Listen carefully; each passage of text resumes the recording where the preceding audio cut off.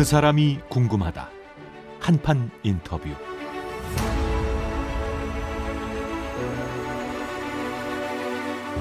예, 내일 모레 금요일이죠. 국민의힘 대선 최종 후보가 선출이 됩니다.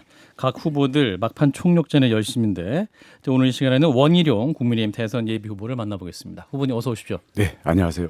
네, 진 작가님과 우리 안녕하세요. 김윤성의 소장님과도 인사 나누십시오. 뭐 이제 먼 행진도 하시고 이랬더니 혈색이 더 올라오신 것 같습니다. 다리가 알이 맥혀가지고 몇 킬로 걸으셨어요? 거기죠. 43km. 43km더라고요. 예.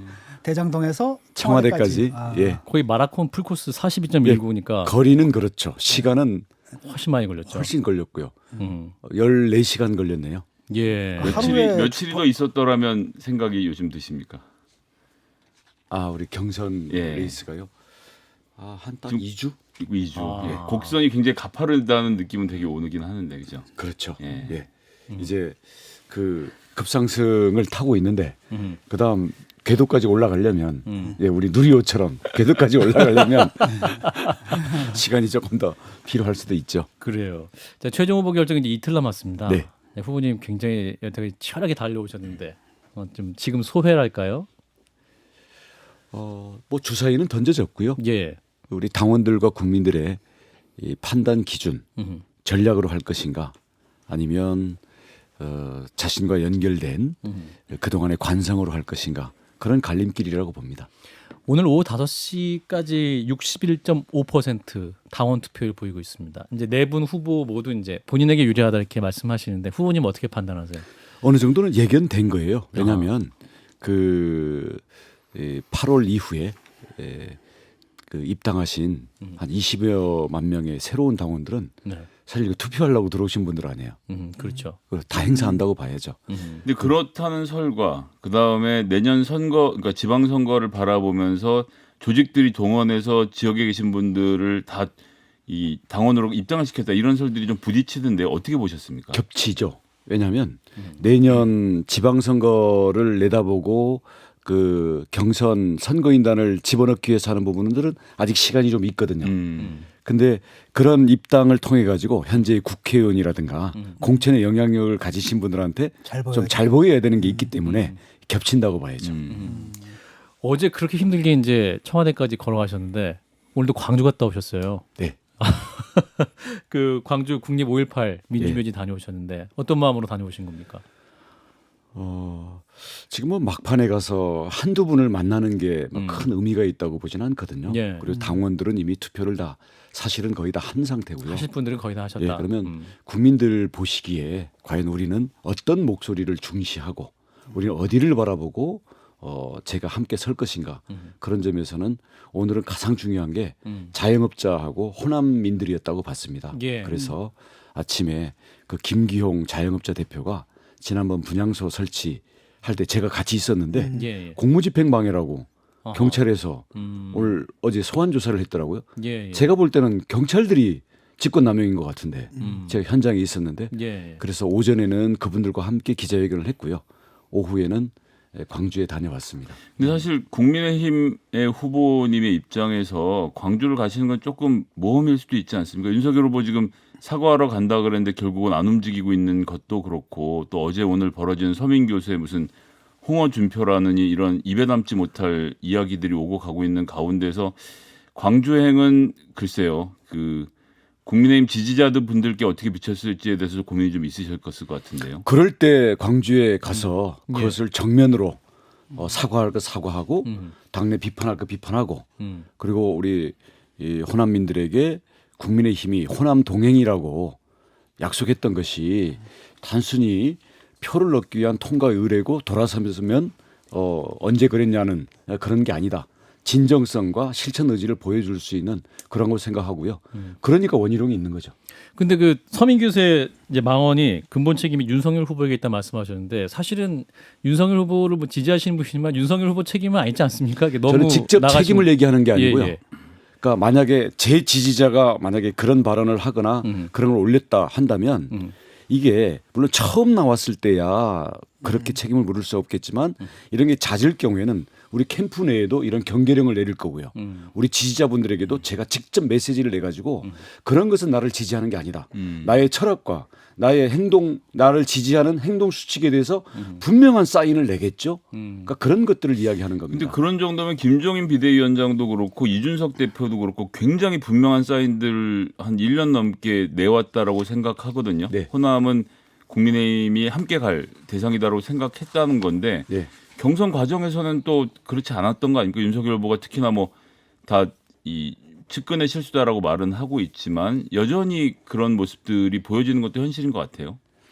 그러니까 정치는 결국 말과 이제 인물들을 통해서 어떤 자신의 비전을 실현하는 게 아니겠습니까? 예. 그 말을 뱉어놓고는 뜻이 그게 아니었다. 음. 이것도 정치인이 그건 한두 번이지 이게 계속되면 그건 자질 문제가 가는 거고요. 측근들도 처음에는 거의 발생할 수가 있어요. 근데 이게 계속 발생한다? 그러면 이것은 문제가 있는 거죠. 검증에 좀 문제가 있는 것 같아요. 왜냐하면 서민 교수 같은 경우 사실 조국 국서의 공동저자잖아요. 근데 예, 예. 저희들은 사실 작년에 정리했거든요. 그러니까 이번에 발언을 딱 보는데 어느 순간에 우리랑 더 이상 갈 수가 없겠다라고 해서 정리를 했단 말이죠. 근데 그런 부분을 이제 캠프에서 곁에 뒀다는 것 자체가 제가 볼 땐 좀 검증에 너무 안이한 게 아닌가 이런 생각이 들더라고요. 아니, 사실 저는 서민 교수님에 대해서 잘 몰랐어요. 사실 어제까지만 해도 예. 그 다른 사람들하고 얘기하다가 예. 야, 서민 교수님이 대장동에서 청와대까지의 한 구간이라도 같이 걸어주거나 온라인으로 함께 해주면 어떨까 이런 아이디어가 나오는데 우리는 다 좋다고 박수 쳤거든요. 예. 해줄까? 근데 어저께 그 내용을 보고는 우리가 몰랐었구나 이런 생각이 들었는데 만약에 이게 다 모를 수도 있거든요. 처음이라면 몰랐다. 이게 받아들여져야 되겠죠. 예. 하지만 그런 과정이 있었는데 이럴 때마다 은근슬쩍 그냥 어물쩍 넘어가고 그러니까 거기에 따른 효과는 누리고 이런 이중적인 태도라면 이게 결국은 이런 게 쌓이면 스스로 무너지지 않겠습니까? 뭐 오늘 서민 교수가 토론의 주제는 아닙니다만 이미 2, 3년 전에 한 중앙일간지 칼럼에서도 젊은 사람들이 정치를 잘 모르니까 투표를 하지 마라. 뭐 이런 식의 칼럼까지 게재를 할 정도로 사실은 그분이 박사학위는 있을지 모르지만 정치에 대해서 이야기를 하긴 조금 안 맞는 분이 아닌가 싶은 생각이 근데 들었거든요. 주장이 매우 극단적이에요. 아, 그래서 잘 몰랐던 부분이어서. 네. 그래서 저희도 이제 더 이상 감당이 안 돼가지고. 아니 그래서 우리 진 교수님께서 좀 갈라서셨군요. 저는 두 분이 비슷한 것 같은데. 이런 아닙니다. 다릅니다. 두 분은 아니, 그래, 잘 다르세요. 몰랐다고요. 예, 그러니까 예. 이재명 후보랑 비슷하신 것 같아요. 저는 솔직하게 이제는 알았으니까 저는 알면서 그걸 예, 이중 예. 플레이는 하지 않습니다. 몰랐어요, 솔직히. 자, 예. 그래서 이제 뭐 이재명 지사 얘기를 하셨으니까 이재명 후보 지금 이제 저격수로 뛰겠다. 이재명 저격수로 뛰겠다는 말씀도 하시고 그래서 이제 대장동 일타 강사로 사실 이제 뭐 경선 기간 동안은 좀 뭐 어떤 의미에서 재미를 보셨다 이런 표현을 제가 드릴 수도 있을 것 같은데 더 파헤칠 부분이 남았냐 이걸 좀 하나 여쭤보고 싶고요. 그래도 어쨌거나 민주당의 공식 대선 후보인데 그 국민의힘 토론회 할 때 보니까 후보님 특히 그러시고 다른 분들도 후보란 말을 안 붙이고 이재명이가 이렇게 말씀하시는 건 좀 눈살이 찌푸려지던데. 죄송합니다. 사과드릴게요. 왜냐하면 입이 붙어서 그래요. 왜냐하면 그 입이 붙으면 안 되는 거 아닙니까? 아니 앞으로 후보자 꼬박꼬박 붙이겠습니다. 실제로 아니, 좀 듣기 좀 불편했어요. 아니 그러니까, 예, 예, 그러니까, 예. 그러니까 입에 붙어서 정말 죄송해요. 그거는 왜냐하면 그런 걸로 불필요하게 그럴 필요 없잖아요. 그렇죠. 내용을 가지고 얘기하면 되는 거기 때문에 죄송합니다. 아니, 그래서 이제 더 파헤칠 부분이 남으셨냐. 대장동 의혹 왜 관련해서. 여쭤보냐 하면 어쨌거나 대선 후보가 되시면 국가의 비전을 이야기하는 자리인데 지금 원 후보님의 포지션은 어떻게 보면 대선 후보는 따로 있는데 공격수로 나선 것 같은 모습을 느끼는 좀 유권자들도 많이 있거든요. 그래서 그런 부분에 대해서 좀 여쭤보는 전혀 그렇지 않고요. 저는 비전은 비전대로 많이 제시를 하는데 예. 예를 들어서 어저께도 그 백현동 현장에서 갔다 왔습니다마는 50m 옹벽을 그 아파트 한 세대 분양할 때마다 5억씩 더 받으려고 그 300m 길이에 예. 이게 옹벽이 50m까지 세워지려면 몇 미터나 이게 밀고 들어왔다는 얘기입니까?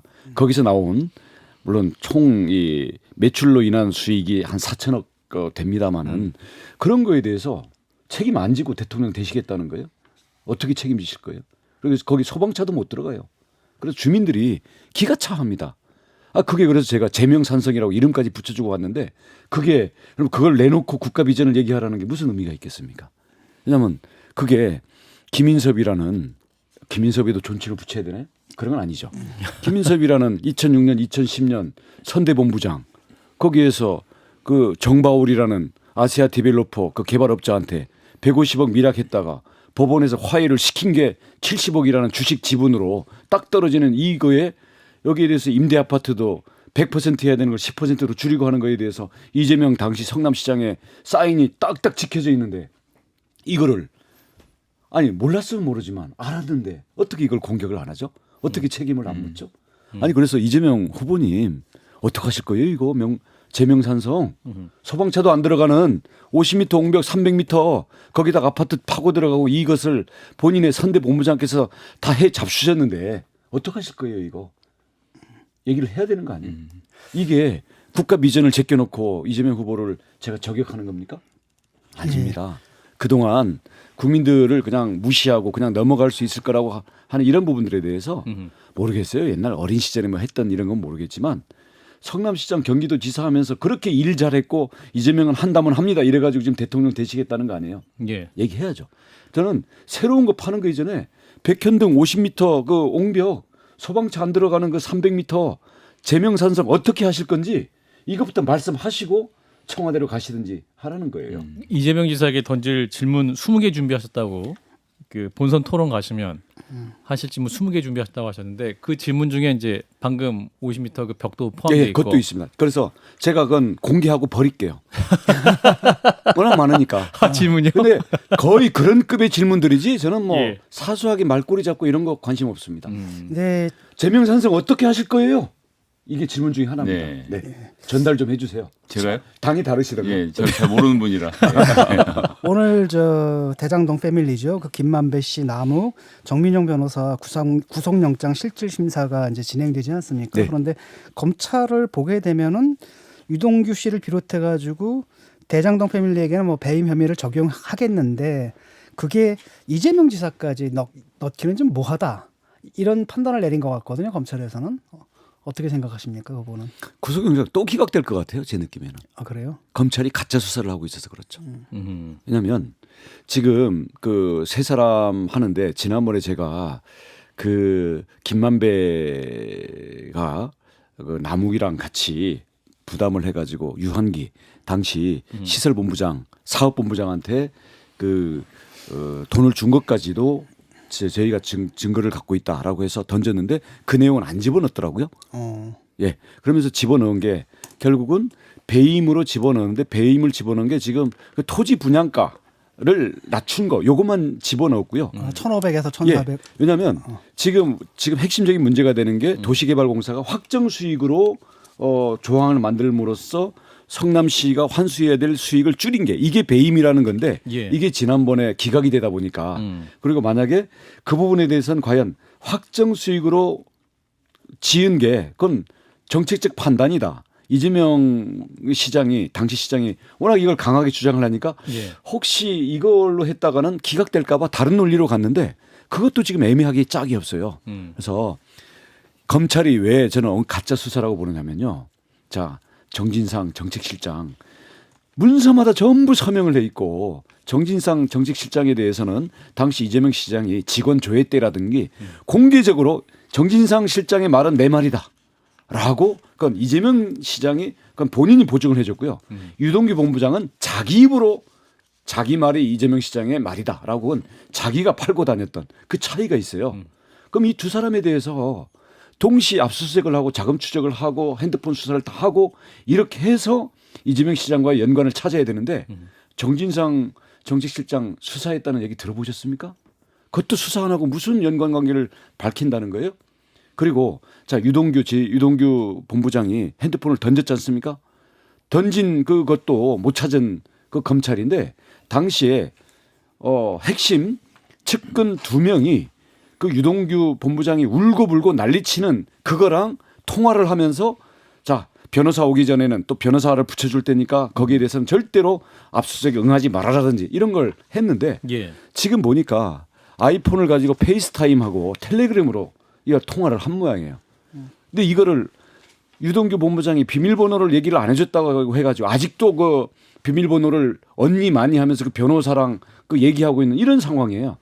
유동규 변호사를 누가 붙여줬는지 이것만 수사해도 최후의 통화를 누구랑 했는지가 바로 나올 수 있는데 이거 수사합니까 검찰이? 가짜 수사예요. 가짜 수사로 이거 영장 2번씩이나 쳤더니 기각되더라 이래가지고 결국 이재명 시장에는 관련이 없다.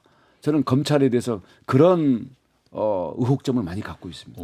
한번 보셔야죠. 아무리 피고인이지만 그래도 자기 방어를 하는 사람이 변호사를 누굴 붙였는지도 수사를 해야 되는 거군요. 아니 누구를 붙였느냐가 아니라 누군지는 이미 나와 있잖아요. 그 연락을 누구한테 받았는지. 그러니까요.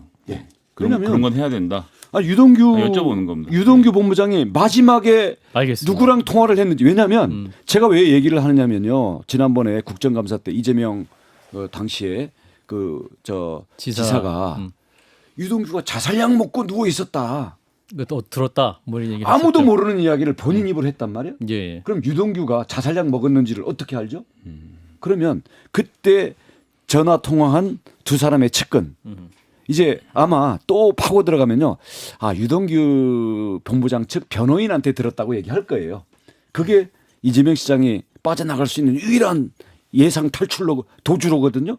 그럼 여기에 대해서 돌아 들었다. 그러면 김은혜 의원이 그 돌아가 누구냐 했더니 기억이 안 난다 이랬거든요. 그게 기억이 안 납니까? 자기에 대한 치명적인 증거를 안고 자살약 먹고 누워있다라는 사람에 대한 얘기를 누구한테 들었는지가 기억이 안 난다고요? 이 명백한 거짓말을 검찰이 수사를 안 하잖아요. 알겠습니다. 구속영장 이 관련돼서 저는 이건 정말 궁금해서 여쭤보는 건데 대장동 어쨌거나 확정해서 이익을 남기는 것이 이제 민간업자에게 몰아줬다라는 측면 말씀을 하시는데 이제 같은 입장에서 봤을 때 예를 들어서 제주시에서 이제 오등봉 개발을 할 때 확정 이익 그래서 이제 뭐 세대수가 줄어들고 이러면서 이익이 왔다 갔다 하잖아요. 어디나 이런 문제가 생길 수 있거든요. 전국에 제가 하고 싶은 얘기는 그러니까 여쭤보고 싶은 것은 도지사도 해보셨으니까 그러니까 확정이 아니라 수익을 나눠 갖는 구조로 가지면 손해를 볼 경우도 메꿔달라라는 이런 사업자들의 요구에 대해서는 행정가로서 어떻게 답변을 해야 되는 건가요? 제주도 경우에는 그런 내용에 대해서 저희가 아예 개입 자체를 안 했습니다. 이거는 공원이 20년 지나면 이게 그 공원 지정이 풀리거든요. 그러니까 할 수 없이 공원 개발을 해야 되는데 이게 돈이 없으니까 국토부가 지침을 내려가지고 전국에서 일몰되는 공원에 대해서 사업자 공모를 해라. 그래서 저희는 공모를 해가지고 거기에서 나온 것에 대해서 그냥 국토부 지침에 따라서만 진행됐지. 그러니까 오등봉 문제를 말씀드린 게 아니고 확정이가로 하면 안 된다고 말씀을 하시니까 모든 것을 이제 연동해서 해야 된다고 했을 때 손해 봤을 때는 지자체가 어떻게 책임을 져야 되는지에 대해서 지자체장을 해보시는 거 여쭤보는 확정 거예요. 이익으로 한다 안 한다라는 단편적인 걸 얘기하는 게 아니라요. 지금 이재명 지사는 확정 이익으로 해서 문제라고 하신 거 아닌가요? 그것도 포함됐는데 어제 김만배 김만배 씨가 얘기한 게 7가지를 이재명 시장이 지침대로 한 게 무슨 죄냐 이렇게 했단 말이에요. 그죠? 아니 그러니까 저는 그것은 그런 지금 범죄 혐의를 따지는 게 아니고 정민용 도지사를 해보셨으니까 이런 개발에서 확정으로 하지 않으면 어떻게 해야 되는지 특히 이 사업자가 그럼 나 손해 볼 때 도가 책임져줘라고 말할 때 뭐라고 해야 되는지 그냥 여쭤보는 거예요. 초과이익 환수 조항을 그대로 넣으면 돼요. 그러니까 초과이익이 안 나면 손해를 봤을 경우 도에서 돈을 물어줄 수도 있게 하면 되는 건가요? 아니죠. 그것에 대해서는 얼마든지 옵션이 있는 거고요. 예를 들어서 비슷한 사업을 했던 의왕시 같은 경우에는 초과이익 환수 조항 넣었고요. 똑같이 LH가 하는 위례 신도시 사업에 성남도시개발공사가 우기고 억지로 들어갔던 거기에는 5대5 배분 조항을 넣었었고요. 이재명 후보 입장에서는 1,000억 남는다고 해서 시작했는데 300억밖에 안 남아서 이렇게 하면 안 되겠다라고 말을 그렇게 하더라고요. 아니요. 그것도 다 거짓말이에요. 거짓말입니까? 왜냐하면 2013년 10월 달에 2014년 10월 달에 후보님 너무 자세하게 들어가시면 오늘 후보님 시간이 하신 말씀을 없어가지고요. 아니요. 일단 알겠습니다. 얘기를 했으니까 정민용 남욱 그리고 정영학 회계사의 대리인들이 들어가서 도시개발공사의 기획팀을 아예 차고 앉아가지고 이 사람들이 짠 대로 했거든요. 여기에 대해서 이재명 후보의 성남시장 사인이 다 들어갔기 때문에 하는 문제예요. 업자들이 짠 거를 그대로 했기 때문이지 만약에 알겠습니다. 본인들이 공익적 관점에서 고민해가지고 만약 했다. 그러면 차원이 달라지는 거죠. 다음 질문 넘어가죠. 네, 그 대장동 얘기 여기서 마무리하고요. 당내 얘기를 좀 해보겠습니다. 지금 이제 뭐랄까요? 그 확장성 두고 또 공방이 굉장히 치열하죠. 그 홍 후보는 윤 후보에 대해서 398 후보다 이렇게 얘기를 하고 있고 그 확장성 부분에서 우리 후보님의 장점 뭐라고 보십니까? 확정성이라는 게 뭐겠습니까? 예를 들어서 지금 민주당 지지자들 중에서 이재명 후보는 도저히 부끄러워서 찍지 못하겠다. 이건 대한민국을 어떻게 이런 사람한테 맡기냐 하는 분들의 그 생각도 받아들이고 함께 갈 수 있는 그 과정에서는 국민의힘이 반성할 게 있으면 반성하고 이러면서 함께 길을 찾아볼 수가 있겠죠. 예. 저는 그 부분이 가장 중요하다고 생각됩니다. 나머지들은 전통적인 정치 논의들이고요. 네. 그래요. 최근에 이제 그 정신과 전문의이기도 하신 우리 강윤영 씨 부인이시죠. 네. 강윤영 씨가 이제 이재명 후보에 대해서 소시오패스 성향이 있다. 이 발언에서 한창 논란이 됐었고 예. 또 최근에는 그 유튜브 콘텐츠도 출연하셔서 로봇 학대 논란에 대해서도 좀 말씀하셨어요. 그래서 이게 폭력적으로 느껴질 수 있는 장면이 있다. 불편하게 느끼는 게 정상이다. 이런 말씀하셨는데 후보님께서는 어떤 입장이십니까? 이런 것을 이제 부인께서 지적하는 거에 대해서 이게 이런 지적이 올바른 것이냐 이런 또 논란이 또 다시 나오고 있는데. 그러니까 이런 정신과 이 전문가가 이런 얘기를 해도 되느냐 아니냐라는 건 미국에서도 논쟁이 있었고요. 예, 우리에서도 이게 과연 보호돼야 될 환자의 개인 정보냐 아니면 이게 공적 영역이냐. 저는 공적 영역이라고 생각을 하고요. 근데 그분이 환자가 아니었잖아요. 진단한 적도 없죠. 아, 네, 그렇죠. 그러니까 이건 환자의 정보를 공개하는 거랑은 다른 거죠. 그러면 객관적으로 나타난 현상에 대해서 저게 과연 어떤 쪽의 현상이냐라는 거 하는 건데 죄송하지만 재미있는 얘기가요. 병명 언급은 안 하시는 게 맞지 않습니까? 아니 소시오패스는 병명이 아니래요. 그렇게 자세한 얘기를 국민들이 어떻게 한다고 소시오패스라고 하면 다 병명으로 듣죠. 아니요. 네. 저는 오히려 재미있는 현상이 소시오패스가 아니다라는 항의를 받았으면 좋겠는데 비판이 소시오패스가 아니다라는 항의는 하나도 없고요. 왜 그 얘기를 했냐라는 항의예요. 그래서 미안한 얘기지만 많은 사람들이 저게 정확치가 않은 얘기고 감미 못하던 이야기를 지금 꺼내놓은 그런 현상이 아닌가 싶고요. 마찬가지로 저 로봇 그게 무슨 개였는지 치타였는지 모르겠습니다만은 이거에 대해서도 그냥 마음이 불편했다라는 얘기를 한 건데 그것도 그게 예를 들어서 가짜 뉴스다 그런 의도가 아니었다 이런 비판은 제가 그렇지 우리가 잘 모르고 우리가 보고 싶은 것만 볼 수도 있겠다 싶긴 한데 그거에 대해서 마음이 불편했다라는 게 뭐가 문제죠? 저도 마음이 불편한데. 충분히 할 수 있는 말씀이시다. 네. 이런 말씀이시군요. 예, 지금 시간은 한 4분 정도 남았어요. 이제 후보자로서 또 국민들에게 하실 수 있는 말씀 더 좀 드리려고 합니다. 청취자 질문 중에 이제 원희룡 후보께서 국민의힘 최종 후보 되실 가능성 몇 %라고 보십니까? 이런 질문이 있습니다. 100%지 뭐. 아니요, 100%는 아니죠. 95%. 그건 뭐 인정합니다만은 과연 얼마나 전략적인 판단을 하시는 그 당원과 국민들이 많으냐에 따라서 그건 따라 달라진다고 생각합니다. 그렇군요. 굉장히 조심스럽게 본인은 말씀해 몇 주셨습니다. %라고 생각하십니까? 후보자께서 저는 당원들을 믿습니다. 수치를 말씀하시니까. 그 수치를 제가 헤아릴 수야 없죠. 그래요. 또 이재명 후보가 지금 재난지원금 추가 지급 얘기를 좀 했습니다. 청취자도 질문이 와서요. 그 부분 제안 어떻게 들으셨어요? 저는요. 지금 소상공인 손실보상도 제대로 안 했지 않습니까? 예. 그리고 지금 이 학교 수업도 제대로 못 받은 우리 대학생들 그리고 이 학부모들 이렇게 해서 실제 피해가 집중된 부분들에 대해서 저는 구제책과 지원책과 어떤 코로나 이후에 대책을 마련하는 거라면 저는 진지한 논의가 가능하다고 생각합니다. 근데 지금 추가 세수가 들어왔으니까 지금 재난금 뿌리겠다고요? 목돈을 푼돈으로 만드는 거. 그다음 투자로 써야 될 것을 그냥 국민들에게 매표 행위로 쓰는 데에 대해서 너무 뛰어난 것 같아요. 그런 건 제발 안 뛰어났으면 좋겠습니다. 자, 이게 추가 세수가 들어온 건 사실 좀 따지고 들어가 보면 삼성전자가 잘한 게 되게 비중이 크고 사실은 이제 대기업들이 수출을 잘해서 세금이 더 들어온 거 아니겠습니까? 그리고 지금 말씀을 주셨는데 제가 궁금한 것은 그러니까 뭐 재난지원금을 준다는 문제가 아니고 소상공인 말씀도 전 되게 동의를 많이 하고요. 그렇게 지금 진행하려고 하는데 현재 문재인 정부에서 보면 이제 홍남기 부총리를 포함한 기획재정부가 이제 재정 건전성을 이유로 들고 나와서 안 된다라고 하는 거고 보수 언론도 그렇고 사실 국민의힘 입장에서도 재정은 더 이상 건드리지 않는 상태에서 뭐 이렇게 좀 해보자라고 말하는 것 같은데 후보님은 어떠십니까? 재정 확장 정책을 펼쳐야 된다. 아니면 현재인 데서 좀 알뜰하게 써야 된다. 저는 재정을 무조건 이 위기 상황에서 묶어야 된다는 건 동의하지 않습니다. 근데 잘 써야 한다. 정말 이건 국민들이 봤을 때도 미래를 위한 투자이고 잘 쓸 수 있는 쪽으로 써야 약간 된다고 풀어야 된다까지는 발언하기가 좀 예? 묶지는 않아야 된다고 하지만 푸는 아니 쪽까지는 확정 재정이 필요하다면 써야죠. 근데 그동안 필요하다고 보시냐고요. 상반기에 47조가 초과 세수가 들어왔고요. 하반기에 지금 10조 이상이 초과 세수가 들어온다는데 합치면 57조인데 초과 세수를 잘 쓰는 문제만 해도 사실은 어마어마한 이게 재정이에요. 여기에다가 이걸 함부로 써놓고는 돈을 더 풀겠다? 그것도 대선을 앞두고 저는 그런 정치적인 매표를 위한 돈 뿌리기 여기에 대해서는 철저히 단속을 해야 된다고 생각합니다. 소상공인은 어떻게 더 지원해야 된다고 좀 보십니까? 어제 말씀도 하셔서 예. 소상공인들은요. 짧게 우선, 마무리해 주세요. 예, 개인이 아니라 상권 지원을 할 수 있는 방향으로 가야 되고요. 지금 기술 기반 이 창업 내지는 소상공인으로 갈 수 있도록 미래의 경쟁력을 뒷받침해 주는 쪽으로 가야 됩니다. 예, 자 국민의 원희룡 대선 예비후보 만나고 있고요. 이제 내일까지 당원들에서 ARS 그리고 일반 국민 여론조사 진행이 되는데 마지막으로 투표하실 분들에게 지지 호소 40초 드리겠습니다. 네, 원희룡은 이제 앞으로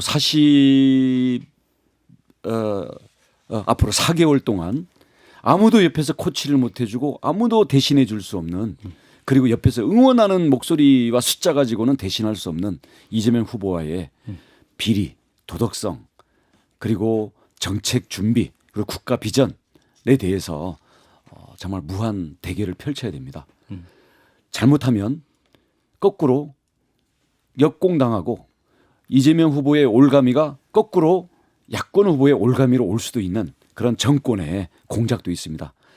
약점이 없고 모든 게 준비되어 있고 이재명 후보를 꺾을 수 있는 원희룡 후보에 대한 전략적 선택 여러분 정말 잘 판단해 주시기 바라겠습니다. 네, 국민의힘 원희룡 예비후보였습니다. 고맙습니다.